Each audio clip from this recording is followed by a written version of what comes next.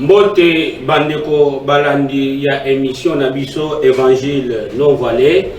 Ezali émission oyo wapi ezali ko salema na chaîne Nabiso ya MD Pro Télévision.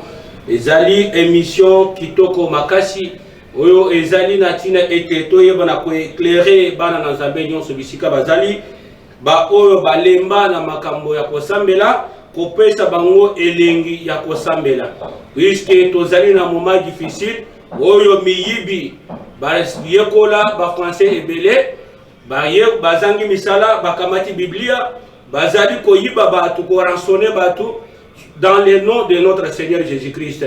C'est pourquoi on Jésus Christ peut alobaki ke miyibi bakoya na kosala mombongo na kombo na ngai mais oyo koyeba na kobikisa yo eza juste connaissance sur la parole du Seigneur.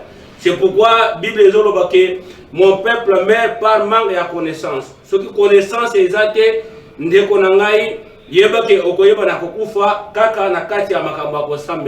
c'est pourquoi oyo bawapi bazali liboso na bino tozali basali na Nzambe ya eklezia ya Yesu Kristo na se ya mokili babengi yango na lopoto EJCT wana ezali liboso na bino ezali ngai ancien Claude évangéliste nazali pe mukambi ya lisanga owa pe ezali na Kasavubu avenue Bossou Jano numéro 31 na tambolinga mokote tozali na ancien abiso pasteur Oscar Kabeya azali mopanzi nanga na bandi eti azali bisika oyo bokolanda biso elongo na kati ya émission na bandi eti oyo ezali émission kitoko makasi oyo ezali kosalema na yango tozali na bandeko bazali kosunga biso na sima ya kamera ndeko na biso Josaphat ndeko oyo azali kosunga biso de manière que bilili eyo na kopesa makitoko bisika bozali pe na son kitoko ezali kouta epa ya ingénieur na biso Gelor wana bazali kosala musala kitoko bandeko balandi bino nyonso bazali kolanda biso na ngongo oyo tozali tosengi bino bolanda yango na bokebi émission na biso soki bolingi bo partager ou bien bo participer na kati ya émission elongo na biso numéro na biso ezali affiché na se ya étendue na bino bokoyeba na kobenga biso tokoyeba pe na kopesa bino ba réponse exacte à travers la parole du Seigneur pe tozali ko talisa bino ke tolekaka chaque samedi en direct rediffusion na biso chaque samedi na 22h dimanche tozali wana koleka na rediffusion toujours na ngonga ya 18h to sengi bino banso bolanda biso na bokebi bokoza de citer connaissance de la parole et koyeba na kopesa ma epai na bino na bansi ete tozali pe na lisanga mususu à part oya Kasavubu tozali lisanga mususu na cité Mamobutu quartier na biso ezali kuna na bansi ete soki otuni malamu na avenue Inka 2 bakotalisa yo lisanga ya solo lisanga ya bana Nzambe bisika bato bazali koteya pona kopesa bato epai na Nzambe et non pas pona ko entraîner bato ko rançonner bango pona kozwa misolo. Et je pense que ezali émission à libosote to sato bandaki kolobela la fois passée sur les deux messagers et leur message. To monaki messager à liboso ezaki ne Moïse message naye ezaki ne Mibeko. Wana tomonaki na Exode chapitre 24 verset 12 nolengeni Nzambe apesaki ye Mibeko ezaki message destiné seulement à Israël kolandisa psaume 147 verset 19 à 20 tomonaki ete message ezaki destiné juste à Israël Nzambe asalaki lolenge moko te na bikolo yangani c'est pourquoi tango Yesu ayaki akuti ba pharisien na ba scribe bazali ko kamata Mibeko ya Moïse bazali ko kende côté na bikolo yangani Yesu akendeka na kolakela bango mabe koloba ete soki mutu ya bikolo mususu anjimeli message ya Mibeko boyeba ete azali kokoma mwana ya moto des fois c'est pourquoi balinga mikati na émission oyo ya évangile non voilé vraiment toyaki komona deuxième messager ezaki nkolo na biso Yesu Kristo tomonaki yeke ye atindami dans le monde azali un messager puissant en parole et en œuvre ayen atine ete apesa biso message ya lobiko puisque message ya Mibeko tomonaki ete selon Exode selon Ézéchiel chapitre 20 verset 25 ete ezaki nde message ya punition Nzambe apesaki na libota ya Israël pour na tine à désobéissance et à punir bango. Alors, message encore la Jésus Christ, c'est un message de la grâce, le message du salut. Ezali wana pona kopesa bato lobiko. C'est pourquoi ezali na buluye kamakasi na makambo ya kosamel. Bakamati Moïse, bakamati na Jésus basangisi. Autre sur la montagne de transfiguration, si vous lisez dans Matthieu chapitre 17, Pierre a l'obani que to dressé 3 temps pour dire que tokobanda kotang sabato Moïse, tokobanda kotang sabato Eli, pe tokobanda kotang sabato Jésus. Mungongo ya utaki likolo. Kolobake désormais boyo kelende mwana nangai kolo Yesu Kristo ne bishika wapinga nzambe na sili na kochia bolingo na nanga mobimba. C'est pourquoi Oya Koyokela et Jésus Christ. Et c'est dommage, nous avons parlé là-dessus avec beaucoup de précision. Pour notre côté, il n'y a pas d'autres messages, d'autres messagers et d'autres messages dans ces temps que nous sommes. Parce que tous les pour moi, bato bazako bimo ono musakole uti na États-Unis, oh musakole musita uti soki na ngamba, soki na wap bien balinga mikata pour Jésus Christ, ce sont des brigands et ce sont des voleurs. Ils n'ont aucun message à vous donner qui peut vous amener à la vie éternelle. Mais le vrai messager et qui a le message de la vie éternelle, il s'agit de notre Seigneur Jésus-Christ. Des messagers à Souka, Kolandisa, Hébreu chapitre 1 verset 1. Et je pense que ezali kitoko makasi tozali lelo kozongela mama likamwana te lelo soki botali na se ya etandoike bokomona ete ezali na mama likamususu ya kitoko makasi oto bombisi tokobanda yango lelo me kosila te nzambe akosunga biso po ete toyeba na kolobele yango. C'est pourquoi avant tokota na mama likambo ya mokolo lelo tokosenga na pasteur na biso akoyeba na kobondela nzambe.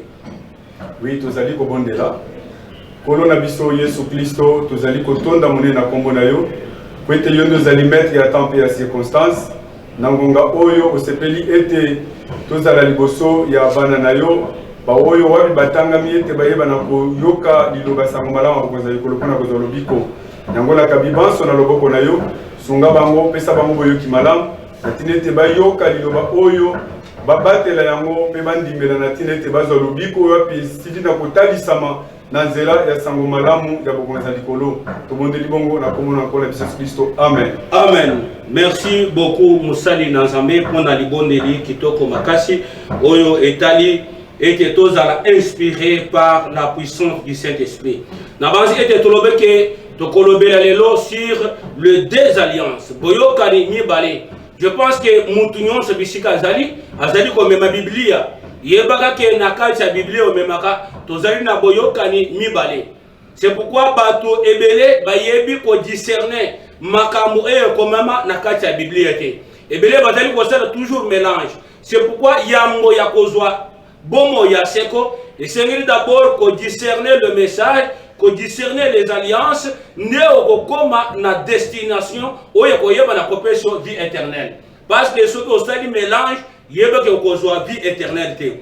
Na basi ete na oyo tali alliance to boyokani ezali nde maloba oyo nzambe apesaka na batu po ete bango basalele yango nde tobengi boyokani, c'est-à-dire que nzambe azali kotia maloba entre ye na mutu de manière que bango mibale ba respecter mutu a respecter pe nzambe pe ayeba na ko accompagner promesse oyo ekomami na kati ya liloba wana. C'est pourquoi balinga mi balandia émission évangile non voilé soki otangi na Biblia okomona ete nzambe akendaki na kosala alliance na Adam dans le jardin d'Éden. Soki otangi pe Biblia okomona ete nzambe akendaki na kosala alliance na Noé tango abimaki na bwato nsima ya mbula. Bible ezoloba ke nzambe akendaki na koconglire alliance to maloba ya kotosa na Noé. Nzambe aye kosala alliance mosusu na Abraham wana ezaki ba alliance individuelle. C'est pourquoi tokolobele yango te. Pourquoi? Parce que tozeli sous na moment ya ba alliance individualité. Ya moto elemi liboso ya batu o le Dieu de mon alliance c'est un menteur, un brigand et un voleur. Azali liboso ya batu pona kokosa bango alliance oyo osali na nzambe na mokolo oyo asuka eza alliance nini. C'est pourquoi tozeli kolobela sur les deux alliances. C'est-à-dire tozali komona ba alliance oyo nzambe azali kosala na bituluku ya bato na mabota yango nde tokolobela puisque banda nzambe abanda kosala alliance na bituluku ya bato atikali jamais kosala alliance individuelle na moto mosusu. Mais c'est une chose étrange, étonnante. Okomona bato mosusu baswa disant basaki na nzambe kobele maliboso na bato oh les dieux de mon alliance na yo pe mosambeli okokufa parce que ozali ko croire na lokuta makambo ozali ko sosolate nini oh les dieux de l'alliance de mon papa. Est-ce que ton père a conclu une alliance avec Dieu? C'est pourquoi keba na lokuta ya bato.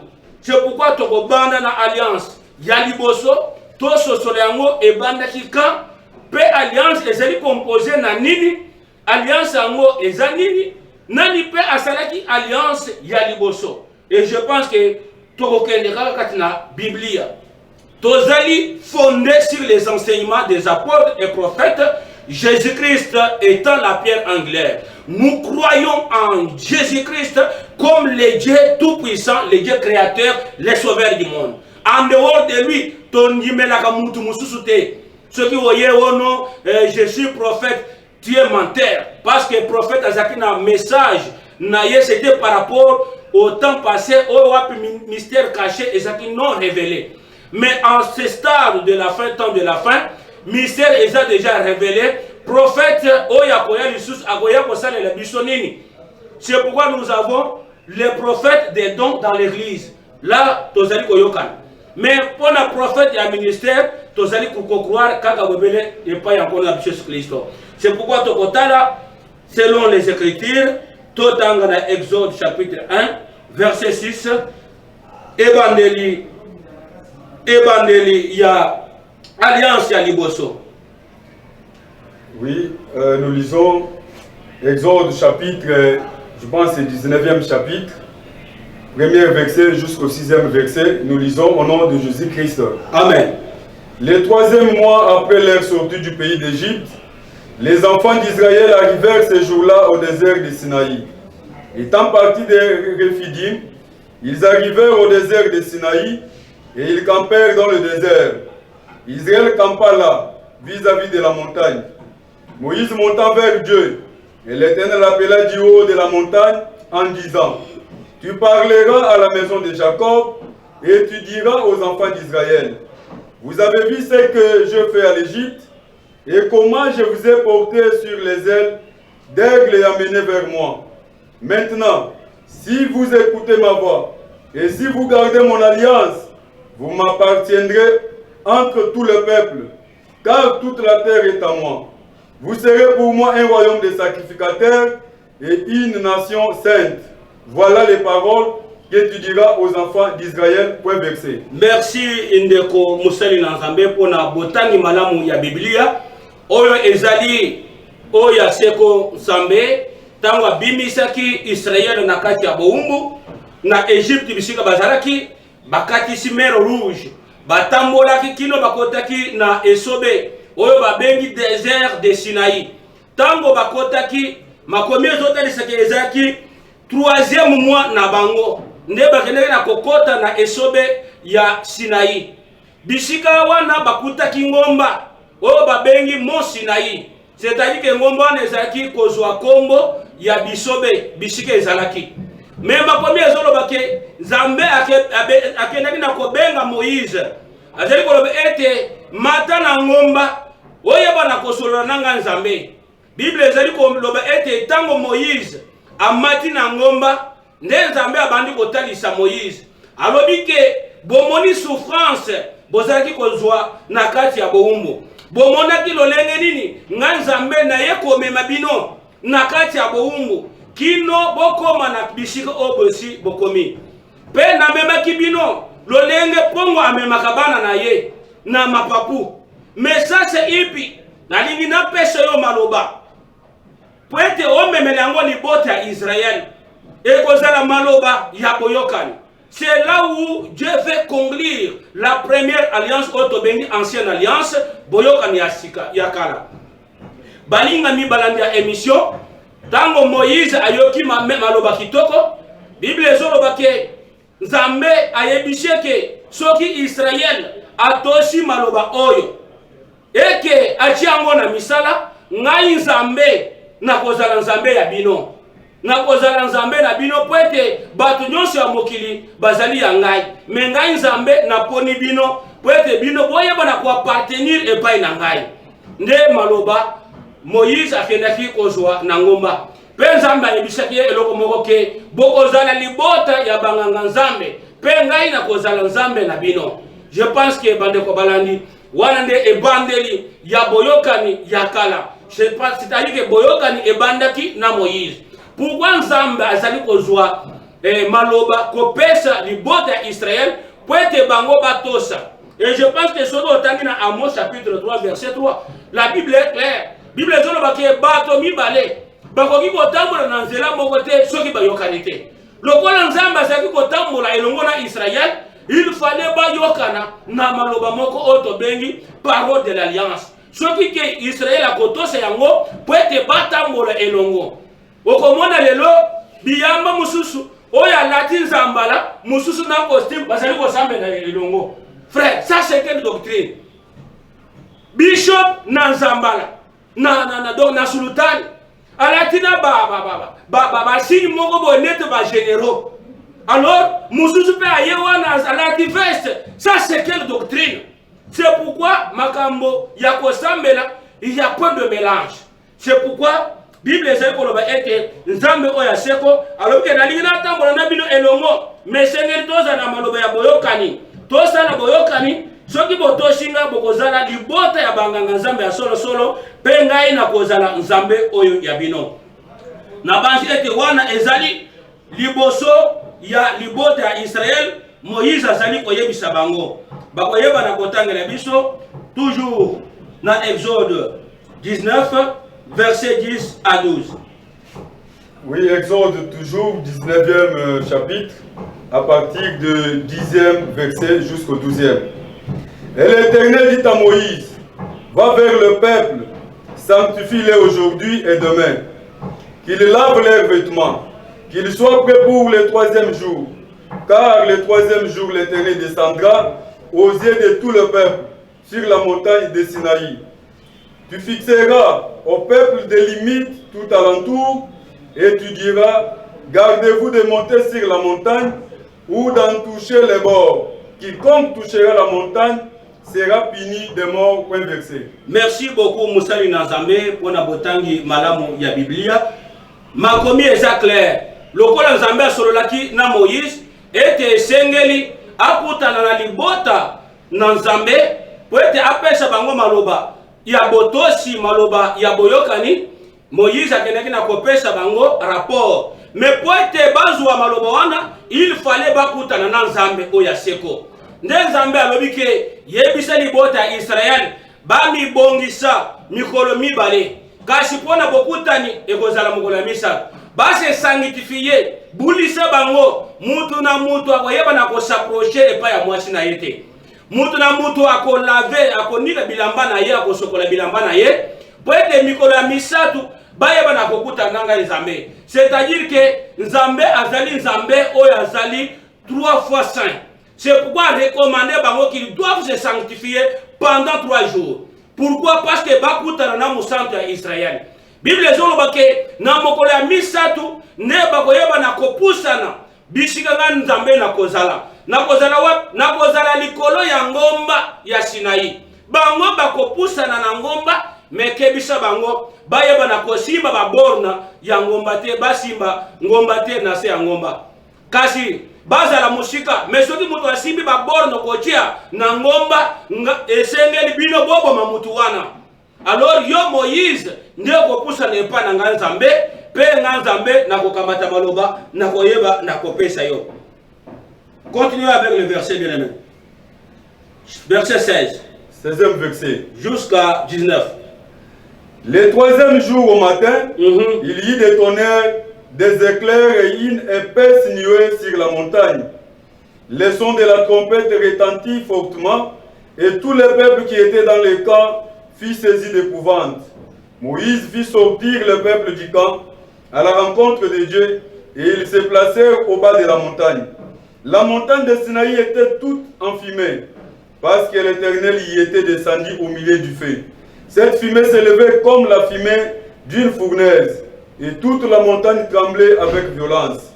Les sons de la trompette retentissaient de plus en plus fortement. Moïse parlait et Dieu lui répondait à haute voix. Point versé. Merci beaucoup Moussali Nankolo pour la botani malamu ya Biblia. Nabazi ete pona kozwa maloba ya alliance. Nzambe alobi ke esengeli libota eba na kose sanctifier. Puisque ye azali mosantu. Lokola azaki koluka ete atambola na elongo na bango, il fallait bango pe baza na basantu po ete atambola na bango. Mais esengeli bakutana na mokolo ya misatu balinga mi kati ya émission o évangile. Non voilà. Makomi ezali koloba ete mokolo ya misatu dès le matin. Tongo Nzambe akitaki déjà. C'est-à-dire que Nzambe azalaka présent na makambo nyonso. Ogogo ozala ozobela, ozokanisa ke Nzambe ayebite, il est présent. Il veut juste voir ta réaction. Quelle que soit ta situation, Dieu est présent, bien aimé dans le Seigneur. C'est pourquoi Nzambe azaki déjà Nicolas Angom, bana Israël balalaki. Mais eloko elekendeki na kolamusa bango, Bible elobi ke bayoki ba tonnerre. Bakake ezali kobetama. Ba moto ezali komata milinga lipata ya mwindu ezipi ngomba ya Mont Sinaï oto bengi Mont Sinaï balingami ekendeki na kobangisa libota Israël po ete bapusa na ngomba bakendeki na kobanga kokende na ngomba. Pourquoi? Parce que bayokaki ba tonnerre. Or que tonnerre ezali des paroles de Dieu. C'est-à-dire que Nzambe tango kiti na ngomba batu bazalaki te abandi kobenga bango de manière que bapusa na ngomba. C'est pourquoi Jean azali koloba na Apocalypse chapitre 1 alobi ke tango amataki amemaki na molimo Bible ezoloba ke ayokaki mongongo lokola bakake. C'est-à-dire que bakake ezali nde la façon que Dieu communique sa parole. Ezali lolenge mongongo na Nzambe ezali koyokana. C'est pourquoi balinga mikata émission oyo Bible ezali koloba ete libota ya Israël babatamaki na bandako.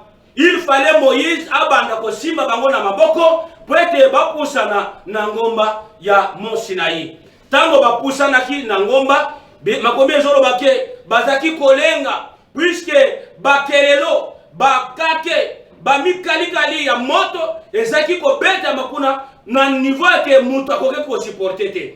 Nde libota ya Israël bakendaki na kolenga mais makomi ezoloba ke Moïse abana kosolola ye moko na Nzambe pe Nzambe azalaki koyanole ye na mongongo ya bakasi. Wana ezalaki na tine ete Nzambe akamata maloba ya boyokani ayeba na kopesa bango. Oh, nous sommes les gens du troisième alliance. Inauguré ce qui part quelqu'un oya kofaki tout ça. Donc batu bazali koloba bilobela na makambo ya kosambela. Et il y a des gens qui applaudissent. Bazali ko kamata bakiti bazali ko tombola likolo. Bazali ke biso tozali batu ya boyoka ni ya misa. Nous allons lire avec vous la parole de Dieu. Soki ke boyoka ni ya misa présent na kati ya Biblia. Soki akoye konzala te, bo se préparer bino nyonso na kati ya lifelo. Wana tomoni malamu ete Nzambe abiangaki bango. To yoka siko sasa soki Nzambe akeneki na kopesa bango maloba ya boyokani. Oyo tozali kobenga ancienne alliance. Deutéronome 18, verset 15 à 18. Deutéronome chapitre 18, verset 15 au 18e verset. L'Éternel ton Dieu te suscitera du milieu de toi, d'entre tes frères, un prophète comme moi. Vous l'écouterez. Il répondra ainsi à la demande que tu fis à l'Éternel, ton Dieu à Horeb, le jour de l'assemblée, quand tu disais que je n'entende plus la voix de l'Éternel, mon Dieu, et que je ne vois plus ses grands faits, afin de ne pas mourir. L'Éternel me dit, ce qu'ils ont dit est bien.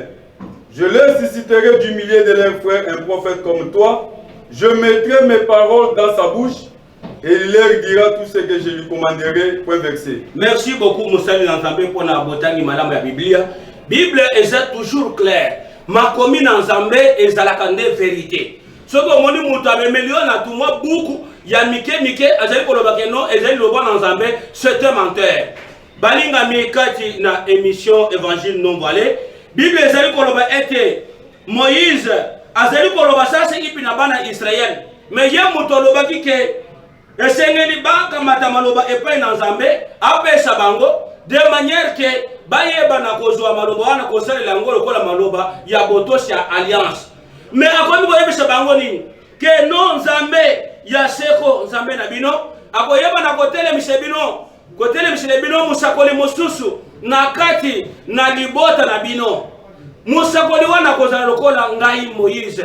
Nzambe ya likolo akokamata maloba akotia na munoko na ye. Mutu nyonso ekosenga ete ayokela musakoli wana. Pona nini? Po ete Nzambe koyeba na koyanola na eyano oyo bosengaki na kati alisanga oyo bosalaki na ngomba ya Horeb. Bosengaki na Nzambe ete Nzambe alobele bino te. Po ete bosalaki kobanga elobeli na Nzambe bobanga kiliwa. Bolobaki ke Moïse alobele bino kasi Nzambe alobele biso te. C'est pourquoi balinga mikata émission oyo ndeto keko sosole ete Nzambe akendaki na kobatela maloba ya alliance ya boyokani oyo alingaki akonclure na Moïse na mokolo wana. Mais lokolo lisanga epusanaki Nzambe akamataki kaka maloba mosusu apesaki. Mais ayebisi bango ke yebisa Israël mobimba bana ya Jacob. Ngai Nzambe maloba wana oyo basengaki ete napesa bango na ngomba ya Sinai ngai Nzambe na bomi yango. Mais maloba wana ekoyako bima na musakoli mosusu katikati na libota ya Israël. Ye wana nde mutu akoya kobimisa maloba ya alliance oyo basengaki na mode Horeb. Bozali koyoka ete wana bazali kolaka alliance mosusu ke wana maloba wana ekoya na sima. Balinga mikati na émission oyo kasi tozali komona ete Nzambe akendeli na kobatela maloba ya alliance. Mais nakati ya kotanga Biblia tozali komona ete alliance mosusu ezali conclue par Moïse et Dieu lui-même. Neto koyeba kososola ete ezali maloba nini oyo Nzambe akendeli na kosala alliance na bana Israël. Parce que tomoni awe ete Nzambe alobiki akamati maloba wana agarde yango. Po ete apesa na musakoli mosusu oyo akoya sima na kati ya libota ya Israël.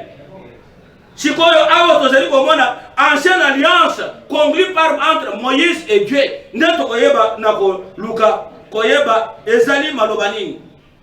Bakotangela biso Exode 34 verset 28. Exode chapitre 34 28e verset. Moïse fit là avec l'Éternel 40 jours et 40 nuits. Il ne mangea point de pain, il ne but point d'eau. Et l'Éternel écrivit sur les tables les paroles de l'Alliance, les 10 paroles, point verset. Merci beaucoup ndeko pona botangi malamu ya Biblia. Lokola Israël akendaki na kobanga elobeli na Nzambe bakake moto milinga oyo ezalaki kobima na ngomba ya Sinai. Nzambe azongisaki bango na kana bango pe ayebisaki Moïse ete ayeba na kombata na ngomba. Mais pona kozwa parole ya alliance ya tango na bango Bible ezoloba ke Moïse asalaki pendant 40 jours et 40 nuits sur la montagne de Sinaï. Kuna azaki kolia ni pate pe azaki komela maite. Ndeko mona lelo bato mosusu nous avons 40 jours et 40 nuits avec le Seigneur. Wana bazali kosala wana bazolia fufu bazali komela miliki bazali kobima mabumukuna. Mon frère, Moïse ce n'est pas n'importe qui que tu peux imiter. Il était un prophète qui connaissait la face de Dieu. Nzambe alobi ke na yebi Moïse mbunzu ya Moïse ngai Nzambe na solo la kanaye. Alors toi tu veux te comparer avec Moïse. C'est pourquoi balingami kati na émission oyo Nzambe akamati Bible ezoloba ke mabanga mibale apesi na Moïse. Likolo ya mabanga Nzambe akomaki maloba zomi oyo tobengi les 10 commandements. Abengi yango que ce sont les tables, le pierre de l'alliance, le parole de l'alliance. C'est-à-dire que tant que Nzambe abengaki Israël, pour être apeshaye maloba ya alliance, Nzambe atendaki na kokene kobatela yango. Mais azali ko bimisa sasa ipi maloba mususu, ezali maloba ya mobeko. Azali ko koma yango likolo ya mabanga mibale, akamati apeshi Moïse, ayebisheke oyo nde maloba bana Israël bana ya Jacob bakoyeba na kosalela ekozala maloba ya boyokani entre ngai Nzambe na bino bana ya Jacob. Tozali toujours kokoba na ba verset mususu batangela biso Exode 24 verset 1 à 8. Exode 24 verset 1 à 8. Dieu dit à Moïse, monte vers l'Éternel, toi et Aaron, Nadab et Abihu, et 70 des anciens d'Israël, et vous vous prosternerez de loin. Moïse s'approchera celle de l'Éternel, les autres ne s'approcheront pas, et le peuple ne montera point avec lui. Moïse vint rapporter au peuple toutes les paroles de l'Éternel et toutes les lois. Le peuple entier répondit d'une même voix, nous ferons tout ce que l'Éternel a dit. Moïse écrivit toutes les paroles de l'Éternel. Puis il se leva de bon matin, il bâtit un autel au pied de la montagne et dressa 12 pierres pour les 12 tribus d'Israël. Il envoyait des jeunes hommes, enfants d'Israël, pour offrir à l'Éternel des holocaustes et immoler des taureaux en sacrifice d'action de grâce. Moïse prit la moitié du sang qu'il mit dans des bassins et il répandit l'autre moitié sur l'autel. Il prit les livres de l'Alliance et les lit en présence du peuple. Ils dirent, nous ferons tout ce que l'Éternel a dit et nous obéirons. Moïse prit le sang et il le répandit sur le peuple en disant, voici le sang de l'Alliance que l'Éternel a fait avec vous selon toutes ces paroles, point versé. Merci beaucoup Moussali Nanzambe pour la botangi malamu ya Biblia. Awa tozali komona sasa ipi. Donc alliance kotali sama. Tozali komona sasa ipi alliance Nanzambe kotali sama. Entre Nzambe na Israël. Bible ezoloba ke lokola Israël abangaki oya seko Nzambe akendeki na koyebisa Moïse ete amata na ngomba ye na Aaron. Aaron wana azaki ndeko ya Moïse ndeko na ye na bana na ye mibale Nadab na Abihu. Bana bazaki bana ya Aaron sacrificateur. Azaki nganga Nzambe oyo azaki kosalela Nzambe na temple na tango na bango. Balinga mibalandi ya émission oyo tozali komona ete Nzambe alobi ke zwa pe 70 anciens de la maison d'Israël. Puisque libota nyonso ezaka na bato oyo basala libota wana. C'est pourquoi Nzambe alobi ke lokola Israël akimi abangi présence na ye esengeli ba ancien bakende ko représenter bango nyonso na ngomba ya Sinaï.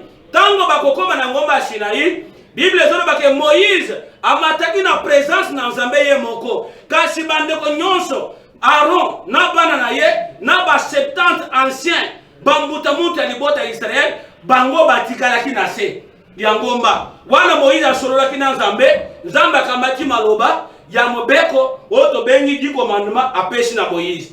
Tango Moïse akiti na ngomba atangeli bana ya Israël bakendaki mpe na kosepela balobi ke tosepele mingi oyo ezali maloba kitoko maloba ya boyokani oyo Nzambe asali entre ye na biso tokoyeba na kotosa yango. Bandeko balingami balandi ya émission ya évangile non voilé tozali komona ete Moïse azali kokamata maloba oyo ekomamaki na mibeko azali kokoma yango mpe na kati ya buku azali kokoma les 10 commandements azali mpe kokoma ba précepte na ba ordonnance. Tango asilisi yango akei na se ya montagne to ya ngomba ya Sinaï.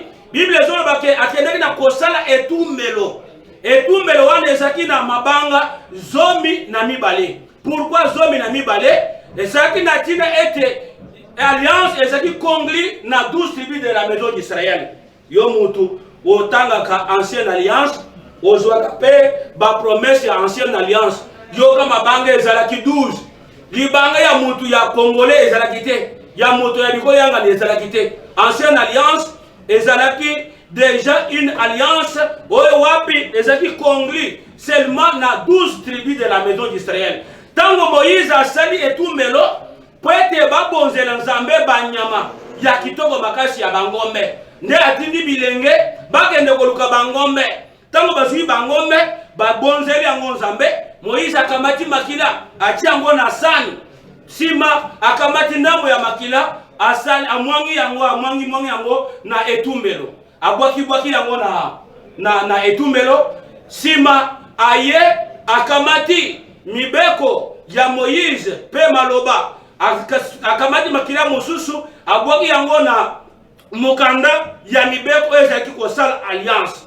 pe akamati batu atangeli bango mibeko tango bango bandimi ete bakoyeba na kotosa mibeko nde Moïse akamati makila mosusu amchi bango na mutu ayebishi bango ke botala sasa ipi makila oyo Nzambe atie pona kosala boyokani entre bino na Nzambe balingami balandi ya émission na biso évangile non voilé wana tozali komona ete alliance ezali kosalema premièrement tozali komona le parole deuxièmement tozali komona batu troisièmement tozali komona makila mais ce qui est pour tozali koloba ete oh les dieux de mon alliance j'ai conclu mon alliance avec Dieu donc il a aspergé quel sang pour conclure cette alliance et avec quelle parole bien aimé balingami balandi ya émission oyo.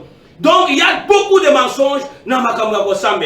C'est pourquoi Moïse a dit que oyo ezali makila oyo Nzambe amwangi yango asopi pona tina ete ezala alliance ekote en vigueur po ete boyeba na kotosa maloba na ye.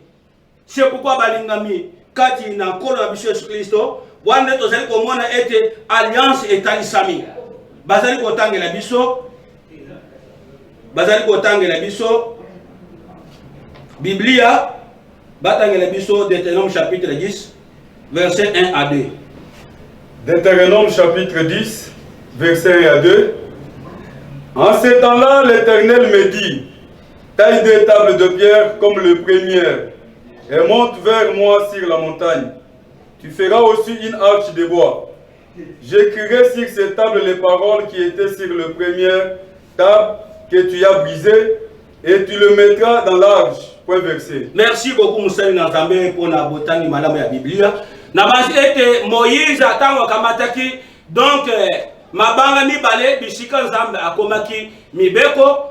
Bible ezoloba ke ayaki nango nakoya na mibeko akutaki bana Israël bazali ko célébrer fête na bango ya kana donc ya mona ya ngombe ya or. Wana nde Nzambe akendaki na kosilika makasi pe Moïse akendaki na kosilika akendaki na kobuka mabanga ya liboso oyo wapi Nzambe apesaki ye. Mais Nzambe alobi ke ayeba na kozonga lisusu na présence na ye po ete ayeba na kozwa mabanga mususu oyo wapi Nzambe akoyeba na kokomela ye maloba ya boyokani. Wana nde Nzambe azongisaki ye sima ya kosala alobi ke esengeli mabanga eyeba na kobatela makitoko. Mais pour na kobatela mabanga esengeli osala sanduku bazali kobenga ngo sanduku ya boyokani ou bien l'arche de l'alliance. Oyo nde okomona lelo batongeli yango tabernacle. Ezali kobona na kati ya tabernacle lelo nous avons des tabernacles mais qui n'ont aucune arche de l'alliance dedans. Ezaka bato ya babomu minene bavandi kuna en train de prier des gens. Ni au tabernacle au côté de la présence de Nzambe. Non, Dieu est dans nos cœurs aujourd'hui. Le vrai tabernacle, c'est toi qui m'écoutes. Tu dois purifier ton cœur pour que le Seigneur Jésus puisse y pénétrer. Alors, comme on a dit, à ton lisusu, oh nini tabernacle, bande ko balandi ya émission na biso ya évangile non voilé. Je pense que tozali kosukela wana pona mokolo malelo, mais tozali tokoyeba na kokoba na émission na biso ya évangile non voilé pe na mamali kambo ozali kolobela sur les deux alliances. Vraiment tozali kotonda bino botoni bande ko balandi ya émission na ndeko zali ko disposer tana bino po ete boyeba na kolanda biso.